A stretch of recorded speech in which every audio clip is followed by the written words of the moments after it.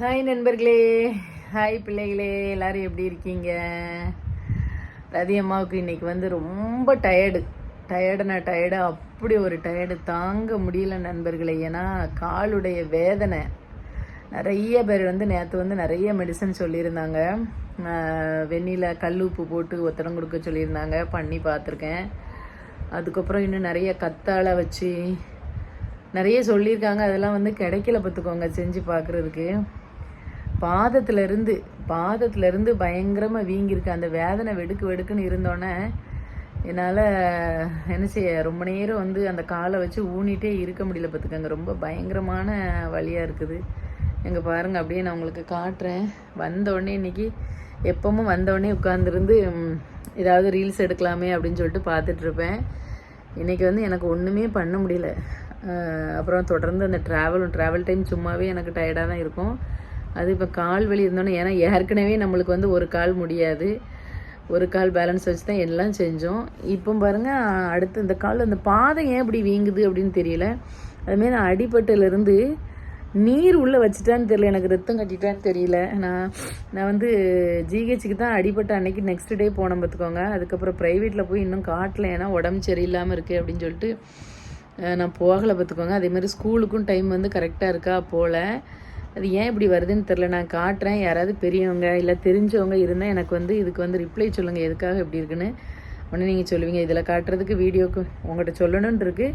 நீங்கள் வந்து பார்த்து சொல்லுங்கள், சரியா? இங்கே பார்த்தீங்களா, இந்த பாதம் மேலேருந்து நல்லா வீங்கியிருக்கு, பார்த்துக்கோங்க, அடைச்சி கட்டிக்கிட்டு. அதுக்கப்புறம் இந்த மாதிரியும் வந்து ஊறல் எடுத்துகிட்டே இருக்குது. இந்த இப்போ அடிப்பட்டல் இல்லை, ஒரு வேளை சுகர் இருக்கிறதுனால அந்த டோர் வந்து இது வந்து அந்த டோரு படும்போது, மர டோர் பார்த்திங்களா, அந்த டோர் படும்போது அந்த இழைச்சதுன்னு நினைக்கிறேன். அதில் வந்து இழைச்சதில் நான் ஊரில் எடுத்தோன்னே அதை நான் அப்படியே சொறிகிறேன்னா இந்த மாதிரி இருக்குது. எண்ணெய் தான் போட்டுட்ருக்கேன், எண்ணெய் போட்டு தான் வச்சிட்ருக்கேன். அதுக்கப்புறம் மருந்து போட்டேன், பார்த்துக்கோங்க. இப்படி இருக்குது. வீக்கம் வந்து இன்னும் குறையவே இல்லை. வீக்கம் அப்படியே கண்ணிக்கிட்டு தான் இருக்குது. இப்போ தான் இந்த இதில் தான் கொஞ்சம் இதில் இருக்குது. மற்றபடி இந்த இடத்துல எல்லாமே அப்படியே கல் கணங்கத்தான் இருக்குது. உள்ள நீர் வைக்கிறதுக்கு வாய்ப்பு இருக்கா, அதை பார்த்து சொல்லுங்கள். பார்த்தீங்களா, அந்த கால் எல்லாமே வந்து அதுக்கப்புறம் அந்த இடத்துல வந்து ஊரல் வேறு எடுத்துகிட்டே இருக்குது. பயங்கரமாக ஊரல் எடுக்குது. அந்த ஒரு இடத்துல தான், அந்த பாதம் வீங்கி இருக்கிற இடத்துலையும் அந்த காலில் மட்டும்தான் அதிகமாக ஊரல் இருக்குது. இந்த காலில் ஒரு சொட்டு ஊரல் கூட இல்லை. இப்படி வீங்கினா வீக்கம் உள்ள நீர் வந்து இருந்து அந்த நீர் வத்துனா அப்படி ஊரல் எடுக்குமா, என்ன ஏதுன்னு தெரிஞ்சால் சொல்லுங்களேன். நான் வந்து ஹாஸ்பிட்டல் போகிறதுக்கே சற்று டைமே இல்லை. சனிக்கிழமை வரைக்கும் ஸ்கூல் இருக்குது, என்ன செய்யனே தெரியல. ஈவினிங் வர்றதுக்கே 7 மணி ஆயிடுது. ஆனால் வரும்போதுனா நம்ம ஹாஸ்பிட்டல் போயிட்டு இங்கேருந்து அம்மாவை வந்து வர சொல்லி மெடிக்கல் சீட்டு ஆல்ரெடி உள்ளது இங்கே இருக்குது. ஸோ எடுத்துகிட்டு வர சொல்லி அதுக்கப்புறம் அங்கேருந்து பார்த்துட்டு இங்கே வரணுன்னா வீட்டுக்கு வர்றதுக்கு நைட்டு 10 மணி ஆயிருமா. அதனால் டயர்டாக இருக்குது ஸ்கூலுக்கு போயிட்டு அப்படின்னு சொல்லிட்டு அப்படியே இங்கே வீட்டுக்கு வந்துடுறேன். ஒருவேளை சுகர் வந்து நம்மளுக்கு இப்போ இருக்குதுன்னு சொல்லியிருக்காங்க இல்லையா, சுகர் இருக்கிறதுனால இப்போ இந்த காலில் அடிபட்டுருக்கனால உள்ளேருந்து புண்ணு இருக்கா, எனக்கு என்னன்னே தெரியல நண்பர்கள். எனக்கு ரொம்ப பயமாக இருக்குது. எனக்கு ஹாஸ்பிட்டல் போகிறதுக்குமே பயமாக இருக்குது. ஏன்னா ஒவ்வொரு டைம் போகும்போதும் ஒரு நோய்க்கு போனால் இன்னொரு நோய் இருக்கிற மாதிரி சொல்கிறாங்க. அதனால் அந்த இதை ஏற்றுக்கக்கூடிய எனக்கு மனப்பக்குவமும் இல்லை, பார்த்துக்கோங்க. ரொம்ப கஷ்டமாக இருக்குது. எங்கள் அம்மா மட்டும்தான் எனக்காக எல்லாமே பார்த்துட்ருக்காங்களா. ரொம்ப ஃபீலிங்காக இருக்குது. ஒவ்வொரு நாளும் தைரியம் வந்து மனசில் குறைஞ்சிட்டே போகுது. ஸ்டாண்டில் வைக்காமல் கையிலே வச்சுருக்கிறது கை வலி தாங்க முடியலை. சரி, என்ன செய்ய, எல்லாமே வந்து என்னென்ன காலத்தில் என்னென்ன நடக்கணுன்னு இருக்கோ அது நடக்க தான் செய்யும். காசு சம்பாதிச்சு பிரோஜனம் கிடையாது. ஸோ நம்மளுடைய உடம்பை நம்ம தான் பார்க்கணும். சுவர் இருந்தால்தான் சித்திரம் வரைய முடியும். அதனால் எல்லாருமே நீங்கள் சொல்கிறது என்ன சொல்லுவீங்க, போய் ஹாஸ்பிட்டலில் போய் உடம்பெல்லாம் செக் பண்ணுங்கம்மா, லீவ் போட்டு பாருங்கம்மான்னு சொல்லுவீங்க. கண்டிப்பாக லீவ் போட்டு தான் பார்க்கணுன்னு நினைக்கிறேன். ஏன்னா இது என்னன்னு தெரியல, எனக்கு பார்க்குறதுக்கு உள்ளேருந்து தான் நீர் வெளியே வந்து இது பண்ண மாதிரி இருக்குது. அந்த வீக்கம் இருக்குது பார்த்திங்களா, அந்த அடிபட்ட வீக்கத்துக்கு அது நீர் வச்ச மாதிரி தெரியுது. ஸோ ஹாஸ்பிட்டல் போயிட்டு உங்களுக்கு அதுக்கப்புறம் என்ன அப்டேட்னு வந்து சொல்கிறேன். இப்போ வந்து எப்பவும் போல் ஒரே ஒரு ஸ்டோரி வந்து இன்றைக்கி வந்து சொல்கிறேன் சரியா. ஏன்னா நேற்றும் எனக்கு அந்த ஸ்டோரி ரொம்ப பிடிச்சிருந்துச்சு. அந்த பாரம்பரியம் அந்த ஸ்டோரியோட தலைப்பு என்ன அப்படின்னா 1000 கூட்டு பிரார்த்தனைகளாம். 1000 கூட்டு பிரார்த்தனைகள், அதுதான் அந்த ஸ்டோரி. நேற்று உங்களுக்கு சொன்னேன் இல்லையா அந்த ஸ்டோரி, அந்த லோன்லி அப்படிங்கிற ஒரு எழுதின ஸ்டோரி. 1000 கூட்டு பிரார்த்தனைகள் மீன்ஸ் அந்த பிள்ளைங்கள், அந்த இது குடும்பம் எல்லாமே நல்லா இருக்கணும் அப்படிங்கிறதுக்காக ஒரு பேரண்ட்ஸோட அந்த பிரார்த்தனைகள் நல்லா இருக்கணும்னு நினைப்போம் இல்லையா, அந்த பிரார்த்தனைகளுக்கு தான் அந்த தலைப்பு பேர். இன்னொரு ஸ்டோரி என்ன அப்படின்னா, ஒரு ஹஸ்பண்ட் அண்ட் ஒய்ஃப் வந்து இருக்காங்க. ஒரு ஏழ்மையான குடும்பம்தான். ஸோ அந்த வீட்டில் நம்ம வீடுகளெல்லாம் வந்து பீரோலெல்லாம் துணி வச்சுருப்போம். அந்த எலி வந்து என்ன பண்ணிட்டு போயிடும், கடித்து எல்லா துணியும் இதாகிட்டு போயிருக்கலாம். எனக்குமே அதே மாதிரி ஒன் டைம் வந்து ஆயிருக்குது பார்த்துக்கோங்க. அங்கே பழைய வீட்டில் நான் இருக்கும்போது நல்லா ஒரு 2-3 சேலெல்லாம் காஸ்ட்லியான சாரீ பார்த்துக்கோங்க, கடிச்சு வச்சுட்டு போயிட்டு ஒன்று ஃப்ளீட்ஸ் வைக்கிற இடத்துலையா வந்திருக்கும். அதை நான் அட்ஜஸ்ட் பண்ணி தச்சு வச்சுக்கிட்டேன், நல்ல சாரியாக இருக்கே அப்படி சொல்லிட்டு. ஒரு சில சாரீஸ்லாம் ஆகாமே போயிட்டு அந்த மாதிரிலாம் ஆயிருக்கு. அதே மாதிரி இந்த கணவன் மனைவியானவங்க அவங்க வீட்டில் வந்து எலி வந்து இருந்துகிட்ருக்கு சரியா. அந்த எலி என்ன பண்ணியிருக்கு அப்படின்னா, அவங்கள்ட்டயே இருக்கிறதே கம்மியான சாரீஸு. ஸோ அந்த எல்லாத்தையுமே அது என்ன பண்ணிடுதுன்னா, ஆகாத துணியிலேருந்து நல்லா ஆகிற துணி வரைக்கும் அது என்ன பண்ணிடுதுன்னா கடிச்சு வச்சுட்டே போயிடுது சரியா. ஏன்னா எலிக்கு தெரியாது இது வந்து நல்ல துணி, இது வந்து பட்டு சேலை, அப்படி கறி துணி அப்படின்னு வந்து அதுக்கு வித்தியாசம் தெரியாது சரியா. ஸோ அதனால் அது என்ன பண்ணுதுன்னா அந்த மாதிரி வச்சிருது. அப்போ அந்த ஒய்ஃப் வந்து அந்த ஹஸ்பண்ட்டை சொல்கிறாங்க, ஏங்க இங்கே பாருங்கங்க, இந்த எலி வந்து எப்போ பார்த்தாலும் இந்த மாதிரி பண்ணி வச்சுட்டு போகுது, என்கிட்ட இருக்கிறதே பாருங்கள் கொஞ்சம் புடவை, அதுலேயும் இப்படி ஆக்கி வச்சுட்டு, அதுலேயும் இங்கே பாருங்கள் இந்த பட்டு புடவை வேறு இப்படி பண்ணிட்டுன்னு அவங்க வந்து ஹஸ்பண்ட்டை சொல்கிறாங்க. அப்போ ஹஸ்பண்ட் சொல்கிறாங்க, நான் சொன்னாலும் இதே பதில தான், அதுக்கு என்ன தெரியவா போகுது, கறி துணியாக பட்டு புடவையான்னு. சரி ஓகே நாம் ஒன்று பண்ணலாம், என்ன பண்ணலாம் அப்படின்னா, நான் வந்து ஒரு எலிப்பொறி வாங்கிட்டு வரேன், அந்த எலிப்பொரியை வச்சு அதுக்கு வந்து நம்ம வந்து என்ன பண்ணலாம் அப்படின்னா அதை பிடிச்சி வெளியே கொண்டு போட்டுடலாம் அப்படின்னு சொல்லி அவர் சொல்கிறாரு சரியா. ஒரு நாள் எலிப்பொறி வாங்கிட்டு வந்துடுறாரு. எலிப்பொறி வாங்கிட்டு வந்துட்டு எலிக்கு வந்து சாப்பாடு வைக்கணும். ஸோ வீட்டில் என்ன இருக்குது அப்படின்னு சொல்லிட்டு கேட்குறாரு. அப்போ ஒய்ஃப் வந்து பார்த்துட்டு சொல்கிறாங்க, சட்டியை வந்து வலிச்சு பார்த்துட்டு கொஞ்சங்கான சாதம் இருக்குது அப்படின்னு வந்து சொல்கிறாங்க. அப்போ அவர் சொல்கிறாரு, சாதம்லாம் வச்சாலாம் எலி வந்து என்ன பண்ணாது, கூண்டில் வந்து சிக்காது. அப்போ அதுக்கு என்ன வைக்கணும் அப்படின்னா, எண்ணெயில் பொரித்த பண்டங்கள் வந்து ஏதாவது இருக்கா, அதன்னா அது வந்து என்ன பண்ணோன்னா சாப்பிட்டுட்டு வந்து அதை விரும்பி சாப்பிட்றதுக்கு வரும் அந்த ஸ்மெல்லுக்கு.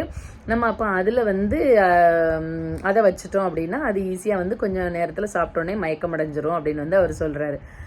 ஸோ இந்த கதையில் அதில் ஒரு பாயிண்ட் என்ன சொல்லியிருக்காங்க அப்படின்னா, எண்ணெயில் பொரித்த பலகாரங்கள் வந்து பண்டங்கள் வந்து எலிக்கு மட்டும் இல்லை, நம்மளும் சாப்பிடும்போது அது வந்து ஒரு எதிர்வினையை உருவாக்கும் அப்படிங்கிறத அந்த ஸ்டோரியில் வந்து சொல்லியிருப்பாங்க பார்த்துக்கோங்க. ஸோ ஹஸ்பண்ட் வந்து என்ன பண்ணிடுறாரு, அதுக்கப்புறம் எலிப்பொரி வாங்கிட்டு வராரு. வீட்டில் வந்து எலிப்பொரியை வைக்காங்க. எலிப்பொரியை வச்ச உடனேயே வந்து மறுநாளே வந்து எலி மாட்டிக்கிருச்சு. ஒய்ஃப் வந்து வேகமாக போய் ஏங்க இங்கே பாருங்கங்க எலி மாட்டிக்கிருச்சிங்க அப்படின்னு வந்து சொல்கிறாங்க. வந்து பாருங்கள், சின்ன எலியா பெரிய எலியா என்ன பண்ணன்னு பார்த்து சொல்லுங்க அப்படின்னு. அப்போ அவர் சொல்கிறாரு, சின்ன எலியோ பெரிய எலியோ நான் பார்க்க வரமாட்டேன், உனக்கு புடவையை கிழிச்சிட்டு நல்லா கொண்டா, நான் அதை கொண்டுட்டு போய் வெளியே ஒரு கிரவுண்டில் வந்து விட்டுட்டு வந்துடுறேன் அப்படின்னு சொல்லிட்டு அவர் கூண்டோட அப்படியே வந்து அந்த எலியை வந்து என்ன பண்ணிட்டு போகிறாரு அப்படின்னா தூக்கிட்டு போய் ஒரு கிரவுண்டில் வச்சு என்ன பண்ணிடுறாருன்னா கிரவுண்டில் கொண்டுட்டு போய் விடுறாரு. அங்கே நிறைய பசங்க வந்து கிரிக்கெட் விளையாண்டுட்டு இருக்காங்க.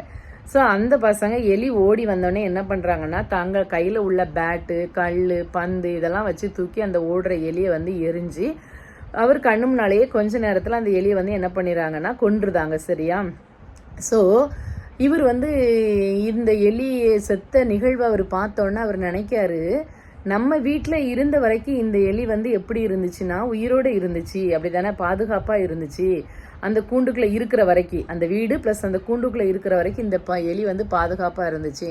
ஆனால் என்னைக்கு வந்து இந்த கூண்டை விட்டு எப்போ எந்த செகண்ட் வந்து இதை வந்து வெளியே திறந்து விட்டோமோ அப்போவே வந்து அதை சுற்றி வந்து நிறையா பாதுகாப்பற்ற தன்மை நிலவி அதை உயிரே போகக்கூடிய சூழ்நிலை வந்து வந்துட்டு.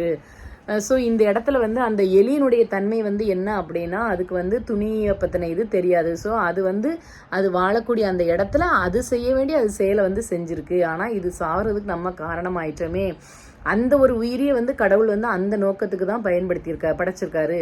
அப்போ வந்து நம்ம அந்த எலியை வந்து வாழ விடாமல் பண்ணிட்டோம். அதனுடைய இடம் வந்து நம்ம வீடாக தான் இருந்திருக்கு, அதை நம்ம வாழாமல் பண்ணிட்டோம்.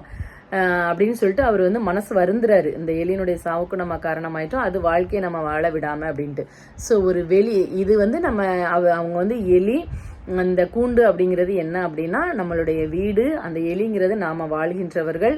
என்னைக்கு வந்து நம்ம வாழ்கின்ற அந்த குடும்பம், அந்த கோட்பாடு, எல்லை அப்படிங்கிறத விட்டுட்டு அவங்கவங்க அதே மாதிரி அந்த எலியினுடைய வாழ்க்கையை வந்து இவருக்கு எடுக்கிறதுனால ஒவ்வொருத்தருக்கும் ஒரு லைஃப் இருக்குது. யாருடைய வாழ்க்கையும் யாரும் என்ன பண்ணக்கூடாதுன்னா கெடுக்கக்கூடாது, அவங்களுடைய லைஃப்பை அவங்க வாழணும். அதே மாதிரி அந்த கூண்டை விட்டு அந்த பெருநகரம் அப்படிங்கிற பகுதியில் வந்து நாம் உலாவும் போது அதுக்கப்புறம் தான் நம்மை சார்ந்தவர்கள் நிறைய பேர் எக்கச்சக்கமானவர்களால் நம்மளுக்கு வந்து பலவிதமான துன்பங்கள் நேரும் போது தான் நம்மளுக்கு வந்து அந்த வாழ்க்கையினுடைய தத்துவம் புரியுது அப்படிங்கிறது தான் இந்த ஸ்டோரியோட நியதி. சரியா? ஓகே. ஸோ உங்களுக்கு வந்து நிறைய பேருக்கு தெரியலாம், மற்றவங்க வீட்டில் உள்ளவங்கள பார்க்கும்போது ஓ இவ்வளோ ஃப்ரீடம் கொடுத்துருக்காங்களே இதாக இருக்குமே அப்படின்னு தோணலாம். பட் நம்ம வீட்டில் ஒருத்தரும் ஒரு பேரண்ட் ஒன்று சொல்கிறாங்கன்னா அது வந்து கரெக்டாக தான் இருக்கும், நம்ம நல்லதுக்கு தான் சொல்லுவாங்கன்னு நம்ம என்ன பண்ணணும், அதை வந்து ஏற்றுக்கணும். யாருடைய வாழ்க்கையை நமக்கு எடுக்கக்கூடாது. ஓகேவா? இதுதான் இன்றைய கருத்து உங்களுக்கு. அதுக்கப்புறம் இன்னைக்கும் பாட்டி வந்து எனக்கு என்ன கொண்டு வந்திருக்காங்கன்னு பார்க்கலாமா? சட்னி சட்னி சட்னி சட்னி சட்னி சட்னி சட்னி சட்னி, தோசை தோசை தோசை தோசை, சட்னி சட்னி சட்னி சட்னி. அப்புறம் வந்து ஃப்ளாஸ்கில் வந்து என்ன பண்ணியிருக்காங்கன்னா எனக்காக வெந்நீர் கொண்டு வந்திருக்கிறார்கள். ஸ்கூலுக்கு போயிட்டு வந்து ஹேண்ட்பேக் அப்படியே வீசியாச்சு. இது வந்து பாருங்கள், நம்ம மாத்திரை, நம்ம பவுடர் டப்பா, நம்ம காலையில் கிளம்பக்கூடிய ஐட்டம்ஸ் எல்லாமே அதில் கிடக்கு. அப்புறம் இப்படியே தான் நம்ம படுக்கக்கூடிய இடம். இங்கேயும் படுப்பேன், அங்கேயும் படுப்பேன். ஓகேவா? சரி, இப்போ வந்து நான் என்ன பண்ண போகிறேன், நான் சாப்பிட போகின்றேன். ஓகேயா? ஸோ பிள்ளைகளே, இன்னும் வந்து காலைல லைட்டாக வெந்நி வச்சு ஒத்திட்டு சாப்பிட்டுட்டு அதுக்கப்புறம் கொஞ்சம் நேரம் உடனே தூங்க மாட்டேன், கொஞ்சம் நேரம் ஆகும் தூங்குறதுக்கு தான் நம்மளுக்கு டைம் ஆகுதே. அப்புறம் வந்து தூங்குவேன். நீங்கள் வந்து எனக்காக என்ன பண்ணுங்கள் அப்படின்னா ப்ரேயர் பண்ணுங்கள். நானும் உங்கள் எல்லாருக்காகவும் ப்ரேயர் பண்ணுறேன். நம்ம ஒருத்தருக்கு ஒருத்தர் மற்றவர்களுடைய நலனுக்காக ப்ரேயர் பண்ணும்போது நம்மளுடைய வேண்டுதல்கள் வந்து கண்டிப்பாக நிச்சயமாக கேட்கப்படும். ஸோ எனக்காக நான் ஸ்ட்ராங்காக இருக்கிறது கூட நான் இருந்துருவேன். என்னுடைய ஹெல்த்துக்காக நீங்கள் எல்லாருமே வந்து கண்டிப்பாக என்ன பண்ணுங்கள், ஜீசஸ்ட்டை ப்ரேயர் பண்ணுங்கள். என்னையும் உங்கள் குடும்பத்தில் ஒருத்தியாக நினச்சிக்கிட்டு இருக்கோங்க. உங்களுடைய ப்ரேயரில் என்னையுமே வந்து வைங்க.